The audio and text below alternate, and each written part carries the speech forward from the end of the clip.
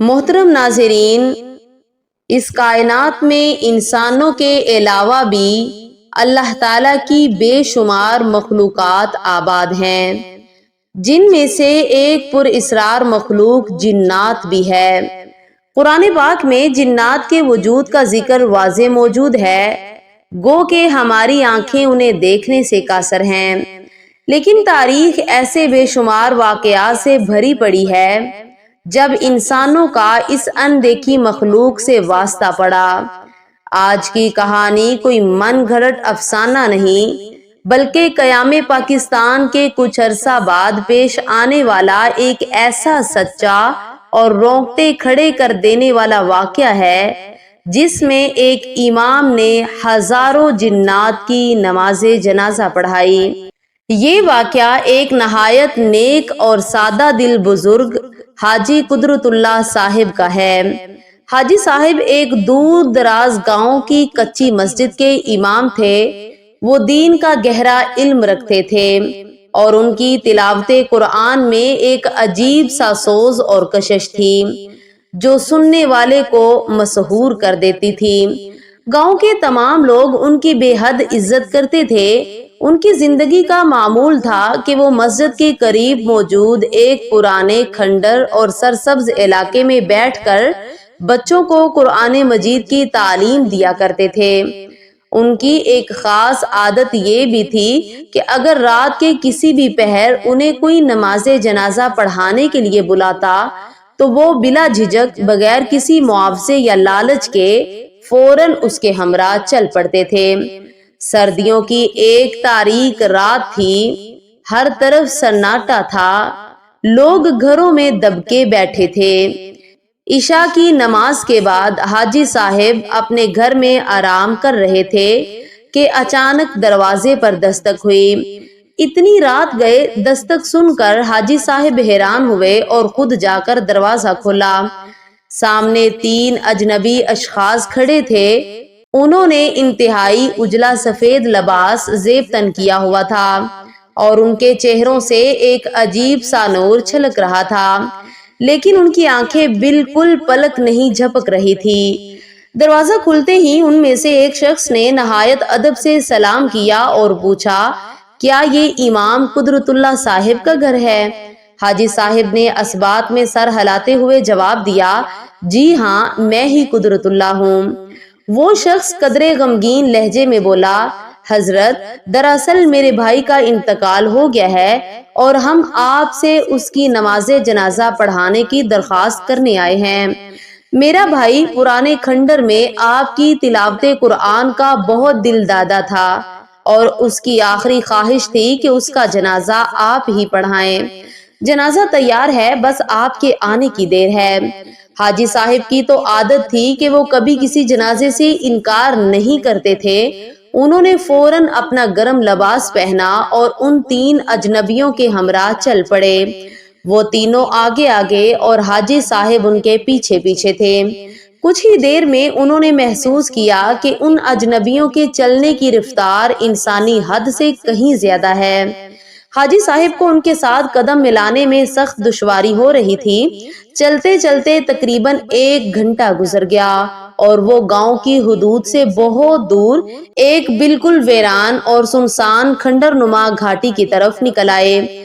اب حاجی صاحب کے دل میں خوف نے ڈیرے ڈالنا شروع کر دیے۔ چاروں طرف گپ اندھیرا، پرہول سناٹا اور نامعلوم سی دہشت تھی۔ انہوں نے ہمت کر کے قدم روکے اور ان سے کہا، بھائی، آپ لوگ مجھے کہاں لے آئے ہیں؟ یہ تو بالکل ویران علاقہ ہے، یہاں تو کوئی آبادی نام کی چیز نہیں ہے۔ اس پر آگے چلنے والے شخص نے مڑ کر دیکھا اور کہا، امام صاحب، آپ بالکل نہ گھبرائیں، ہم بالکل صحیح جا رہے ہیں۔ اس شخص کے عجیب انداز اور غیر معمولی حرکات کو دیکھ کر حاجی صاحب کا ماتھا ٹھنکا۔ انہیں فوراً یاد آیا کہ ان لوگوں نے یہ بھی کہا تھا کہ ان کا بھائی پرانے کھنڈر میں ان کی تلاوت سنتا تھا۔ حاجی صاحب کو خاموش اور خوف زدہ دیکھ کر اس شخص نے اچانک ایک ایسا انکشاف کیا جس نے حاجی صاحب کے قدموں تلے سے زمین نکال دی۔ وہ بولا، امام صاحب، حقیقت یہ ہے کہ ہم انسان نہیں بلکہ مسلمان جنات ہیں، لیکن آپ پریشان نہ ہو، ہم نے آپ کو صرف اپنے بھائی کے جنازے کے لیے بلایا ہے، ہم آپ کو کوئی نقصان نہیں پہنچائیں گے۔ یہ سننا تھا کہ حاجی صاحب کے رونگٹے کھڑے ہو گئے۔ ایک انسان کا رات کے اس پہر ایک سنسان اور تاریک گھاٹی میں جنات کے درمیان اکیلے ہونا کوئی معمولی بات نہ تھی، لیکن انہوں نے اللہ کی ذات پر بھروسہ کیا، آیت الکرسی کا ورد کیا اور دل کو مضبوط کر کے ان کے پیچھے چلتے رہے۔ جب وہ گھاٹی کے بالکل نیچے اترے تو حاجی صاحب کی آنکھیں پھٹی کی پھٹی رہ گئی۔ وہاں ہزاروں کی تعداد میں سفید لباس پہنے لوگ صفیں بنائے کھڑے تھے۔ ان سب کے قد عام انسانوں سے غیر معمولی حد تک لمبے تھے اور چہروں کے نقوش بالکل مختلف تھے۔ سامنے ایک جنازہ رکھا ہوا تھا۔ حاجی صاحب کو انتہائی احترام کے ساتھ امامت کی جگہ پر کھڑا کیا گیا۔ انہوں نے کانپتے ہوئے اعصاب کے ساتھ تکبیر کہی اور ان ہزاروں مسلمان جنات کی امامت کرواتے ہوئے نماز جنازہ پڑھائی۔ یہ ان کی زندگی کا عجیب ترین، خوفناک اور ناقابل یقین تجربہ تھا۔ نماز جنازہ مکمل ہونے کے بعد وہی شخص آگے بڑھا اور حاجی صاحب کا بے حد شکریہ ادا کرتے ہوئے بولا، ہم آپ کے تہ دل سے مشکور ہیں کہ آپ نے ہمارے بھائی کی آخری خواہش پوری کی اور اسے سکون بخشا۔ اب آپ کو واپس گھر بھی جانا ہے اور راستہ بہت لمبا ہے، لیجئے ہماری طرف سے یہ ایک چھوٹا سا ہدیہ قبول فرمائیں۔ اس نے ایک کالا سا کوئلے کا ٹکڑا حاجی صاحب کی قمیض کی جیب میں ڈال دیا۔ اس سے پہلے کہ حاجی صاحب کچھ کہتے، ان میں سے دو جنات نے حاجی صاحب کو بازوؤں سے پکڑا اور چشمے زدن میں پلک جھپکتے ہی انہیں ان کے گھر کے دروازے پر لا کھڑا کیا۔ حاجی صاحب نے ہڑبڑا کر پیچھے مڑ کر دیکھا تو اندھیرے میں دور سے کسی نے مہیب آواز میں خدا حافظ کہا۔ اس شدید جما دینے والی سردی کے باوجود حاجی صاحب کا پورا جسم پسینے سے شرابور تھا۔ خوف اور ہیبت کے باعث ان کے اعصاب مکمل طور پر جواب دے گئے اور وہ وہیں دروازے پر بے ہوش ہو کر گر پڑے۔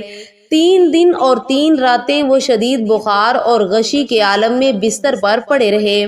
جب چوتھے دن انہیں ہوش آیا تو انہوں نے اپنے گھر والوں کو اس حیرت انگیز اور خوفناک رات کا سارا واقعہ سنایا، جسے سن کر سب حیرت زدہ رہ گئے۔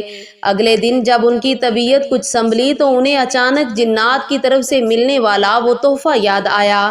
انہوں نے جیب میں ہاتھ ڈالا اور اگلے ہی لمحے ان کی سانسیں رک گئیں۔ وہ کوئلہ نہیں تھا بلکہ ایک چمکتا ہوا قیمتی ہیرا تھا۔ حاجی صاحب نے فوراً نم آنکھوں کے ساتھ اللہ کے حضور سجدہ شکر ادا کیا کہ جس نے نہ صرف انہیں اس خوفناک رات میں محفوظ رکھا بلکہ ان کی بے لوث نیکی کا ایسا عظیم صلہ بھی دیا۔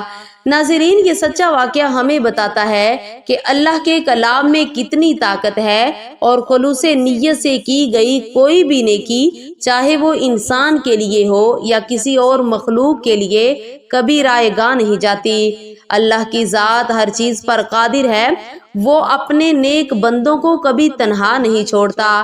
اگر آپ کو ایسے ایمان افروز واقعات پسند ہیں تو ویڈیو کو لائک کریں، چینل کو سبسکرائب کریں اور کمنٹ میں ضرور بتائیں کیا آپ جنات کے وجود پر یقین رکھتے ہیں۔